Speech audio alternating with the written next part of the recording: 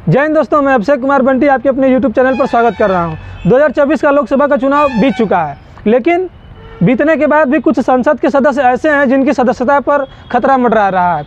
हम बात कर रहे हैं उत्तर प्रदेश के ऐसे 13 सांसदों की जिनके ऊपर गंभीर मामलों में जो है अपराध दर्ज है और कहीं न कहीं इन 5 सालों के भीतर जो है अगर कोर्ट के द्वारा, हाई कोर्ट या सुप्रीम कोर्ट के द्वारा अगर इनको सज़ा सुनाई जाती है 2 साल से प्लस की, तो इनकी सदस्यता जो है कानून के मुताबिक स्वतः ही रद्द हो जाएगी और इनके सीट पर जो है कहीं न कहीं फिर से इलेक्शन कमीशन ऑफ इंडिया को दोबारा चुनाव कराना पड़ जाएगा। इन 13 सदस्यों में हम कुछ प्रसिद्ध जो है पूरे प्रदेश में फेमस है उनके बारे में बात करेंगे। तो सबसे पहले नंबर पर कोई अगर सांसद आता है तो वो अफजल अंसारी जी आते हैं।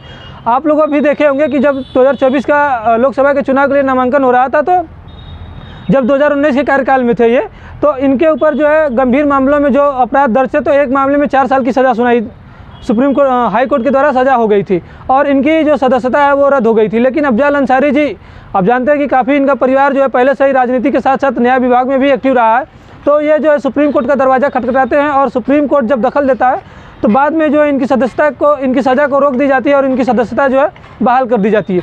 जब 2024 का लोकसभा का चुनाव आता है तो उसमें भी ये मामला फिर उठ खड़ा होता है कि कहीं न कहीं सांसद का जो प्रत्याशी फार्म है जो भर नहीं पाएंगे। तो आप लोग भी देखे होंगे अलग अलग यूट्यूब चैनल के माध्यम से या फिर अन्य टीवी चैनलों के माध्यम से आप लोग देखे होंगे कि इनकी बेटी जो है उनका भी निर्दलीय प्रत्याशी के तौर पर जो है नामांकन हुआ था। लेकिन कुछ मामले ऐसे आए बाद में कि इनका जो पर्चा मान्य कर लिया गया और संसद चुनाव लड़े और ये सांसद भी बन गए हैं गाजीपुर से।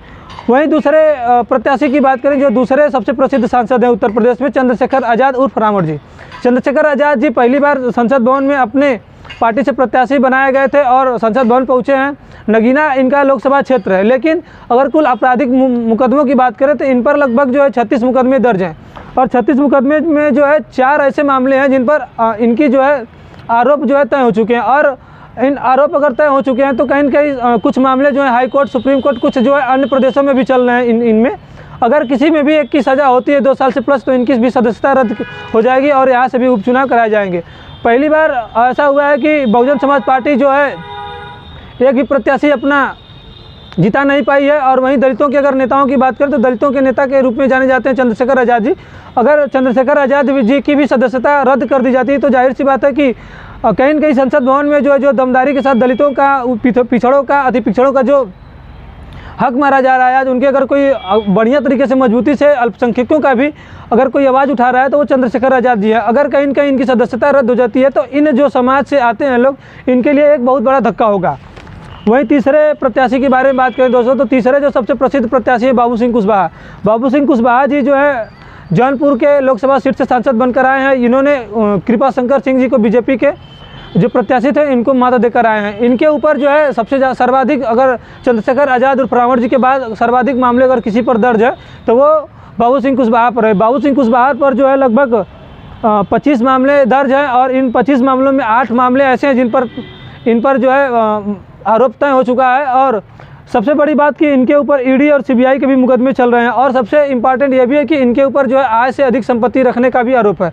तो कहीं न कहीं एक बड़े मुकदमे इन पर लगभग अब तय हो चुके हैं। अगर इनकी सदस्यता भी रद्द होती है तो कहीं न कहीं एक बार फिर बाहुबली का जो क्षेत्र कहा जाने वाला है, पूर्वांचल का जो क्षेत्र जौनपुर है, धनंजय सिंह जी का, यहाँ पर धनंजय सिंह जी का तो इस बार जादू नहीं चल पाया क्योंकि उन्होंने भी कमिटमेंट दी थी इस बार की जब जिसको हम चाहेंगे वही लोकसभा का चुनाव यहाँ से जीत कर जाएगा और उन्होंने साथ दिया था कहीं न कहीं कृपा शंकर सिंह जी को। कहीं न कहीं क्या उन्होंने डायरेक्टली खुले मंच के तौर पर ये ऐलान भी किया था कि हम बीजेपी केंद्र और राज्य की सरकार जो है बहुत अच्छा काम करी है, हम इन्हीं का साथ देंगे।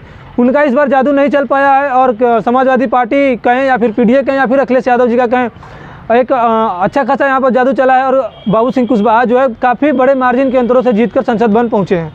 अगर इनकी भी सदस्यता रद्द होती है तो कहीं न कहीं ये एक बड़ा धक्का होगा समाजवादी पार्टी को और कहीं न कहीं ये फ़ायदा होगा तो वो बीजेपी के प्रत्याशियों को फ़ायदा होगा और बीजेपी के सपोर्ट करने वाले लोगों को होगा। तीसरे जो प्रत्याशी हैं सबसे प्रसिद्ध जो है अपना सहारनपुर के महात्मा गांधी के रूप में भी जाने जाते हैं, इमरान मसूद जी।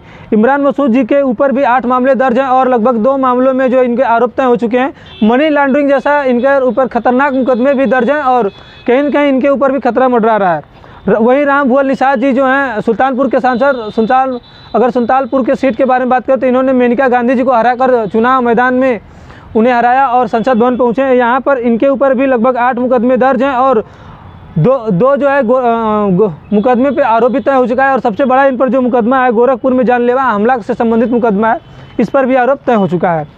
तीसरे जो सबसे प्रसिद्ध प्रत्याशी हैं खुद अखिलेश यादव जी के परिवार से हैं धर्मेंद्र यादव जी, इनके जो भाई हैं। धर्मेंद्र यादव जी पर भी जो 4 मामले दर्ज हैं और एक के खिलाफ आरोप भी तय हो चुका है, जो कि बदायूं में दर्ज है। 21 दिसंबर 2023 वाले मामले में इनके ऊपर आरोप इस दिन से जो तय हो चुका है।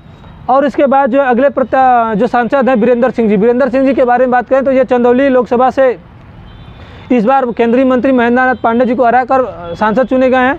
इनके ऊपर भी 3 मुकदमे दर्ज हैं और 29 जुलाई 2023 के मामले में इन पर आरोप भी तय हो चुका है। कहीं न कहीं इनके ऊपर भी खतरा मंडरा रहा है कि क्षेत्रीय लोगों का भी ये कहना है कि ऐसा अफवाह भी बीच में उड़ाया गया था कि कहीं ये जो है बीजेपी में शामिल होने वाले हैं, तो कुछ ऐसा भी हो सकता है। अब अंदर खाने की क्या बात है, इस पर स्वयं बीजेपी के लोग जानेंगे या फिर स्वयं जो है केंद्रीय पूर्व मंत्री वीरेंद्र सिंह जी जानेंगे।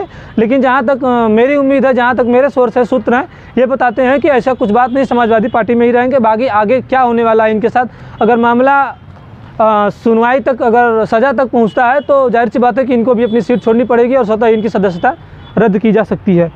वहीं बात करें राजकुमार चाहर जी हैं फतेहपुर सीकरी के एकमात्र ऐसे बीजेपी विधायक हैं उत्तर प्रदेश में जिनके ऊपर आपराधिक मुकदमे दर्ज हैं और शायद इनकी भी सीट खाली हो सकती है अगर ऐसा होता है तो।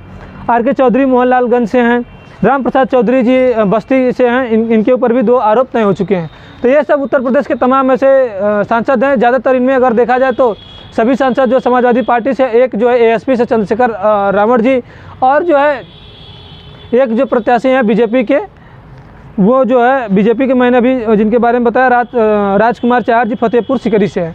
बाकी जो समाजवादी पार्टी के सांसद हैं और कुल मिलाकर देखा जाए तो लगभग ऐसे 13 सांसद हैं जिनके ऊपर संसदीय सीट का खतरा मंडरा रहा है। अगर सज़ा होती है, कानून यही कहता है कि अगर आप जो है किसी मामले में आपकी सज़ा तय हो जाती है, अगर सज़ा हो जाती है 2 साल से प्लस, तो आपको अपनी सीट स्वतः ही छोड़नी क्या पड़ती, स्वतः ही रद्द हो जाती है। तो उम्मीद करता हूं दोस्तों ये वीडियो आप लोगों को पसंद आया होगा। अगर पसंद आया होगा तो हमारे चैनल से जुड़ जाइएगा, चैनल को सब्सक्राइब कर लीजिएगा और हमारे वीडियो को लाइक करके शेयर जरूर करिएगा। चलिए मिलते हैं अगले वीडियो में, तब तक के लिए जय हिंद, जय भारत।